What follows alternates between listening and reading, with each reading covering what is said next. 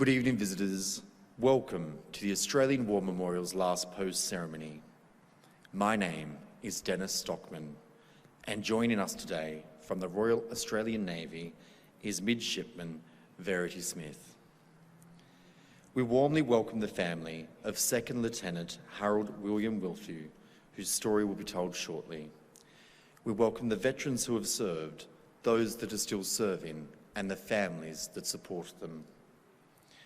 We acknowledge the members of RSL and Services Clubs Association, RSL Victoria and RSL Queensland who are watching the broadcast of this ceremony around Australia. During this evening's ceremony, wreaths will be laid at the base of the Pool of Reflection by family and visitors. Please stand and join in singing the National Anthem.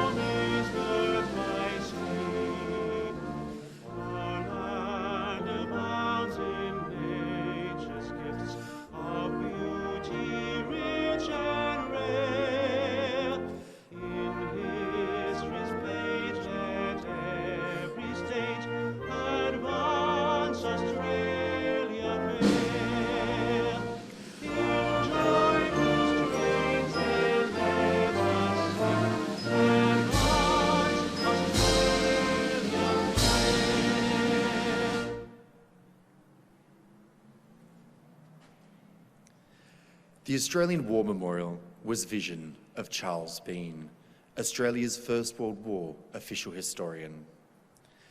Bean landed with the Australian troops on Gallipoli and stayed with them at the front through to the end of the war. The idea of this national memorial and museum came to him at Pozières, France, in the depths of the bloody fighting of 1916. Bean's idea was that this would be a place where families and friends could mourn loved ones buried in faraway places.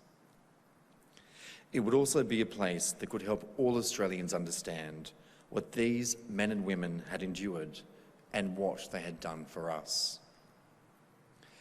Bean's vision, to which we remain true, is best expressed as inscribed to the entrance of the memorial's galleries. Here is their spirit, in the heart of the land they loved, and here we guard the record which they themselves made. Tonight we'll read the story behind just one of those listed on the Roll of Honour, which lists the more than 102,000 names of men and women who have given their lives for us in war and operations for more than a century. But first we present a lament, Flowers of the Forest.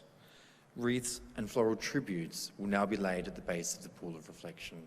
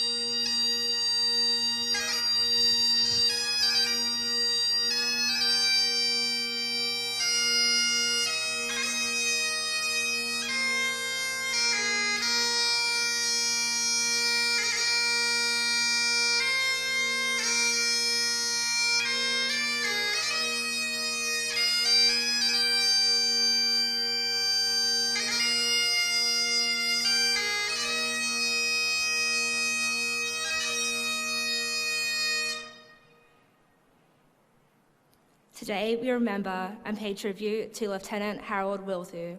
He was killed fighting in France during the First World War. Harold William Wilthu was born in 1893, one of 3 children of William and Mary of the Sydney suburb of Maine.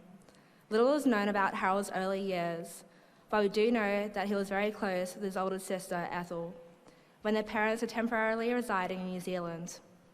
Harold is a champion sprinter in cycling, having had won the Eastern Suburbs Championship in 1913, and once competed in the 48-hour cycling team at Sydney Showground.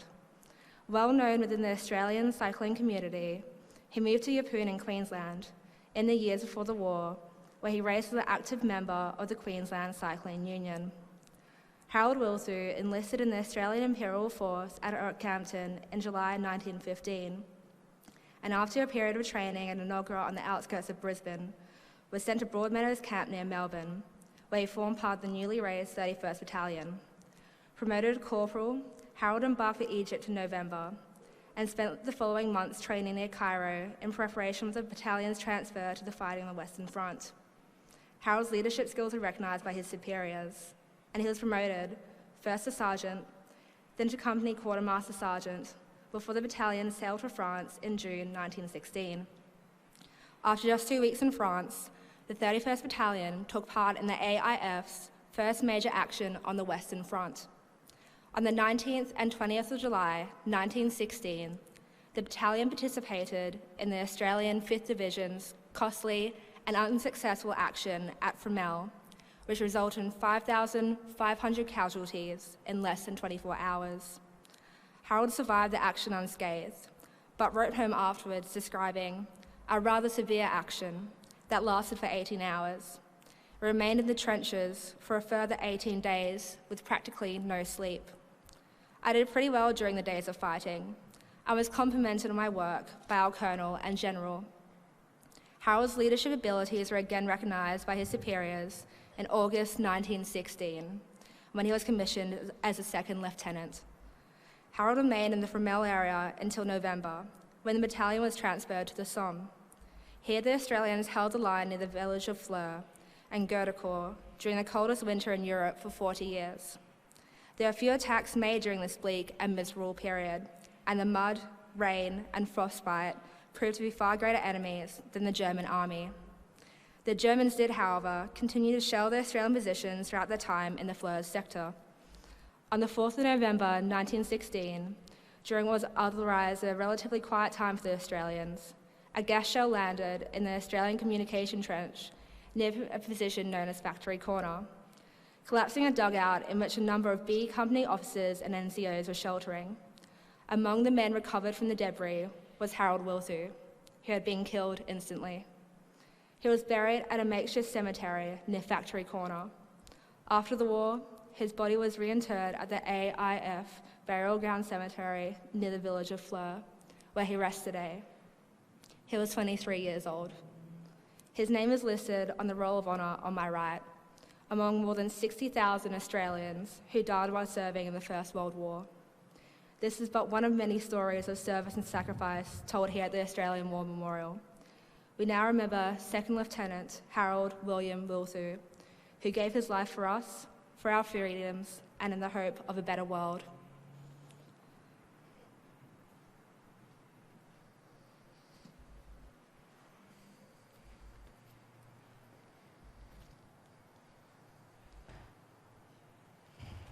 They shall not grow old as we that are left grow old.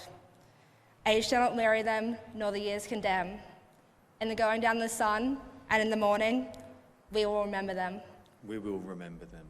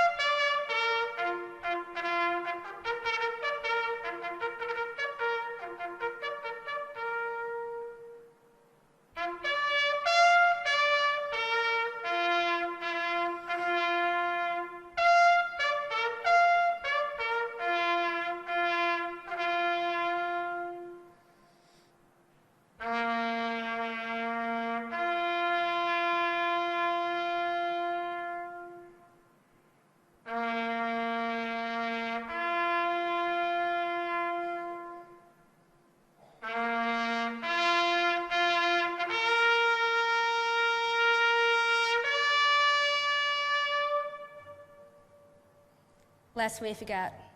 Lest we forget.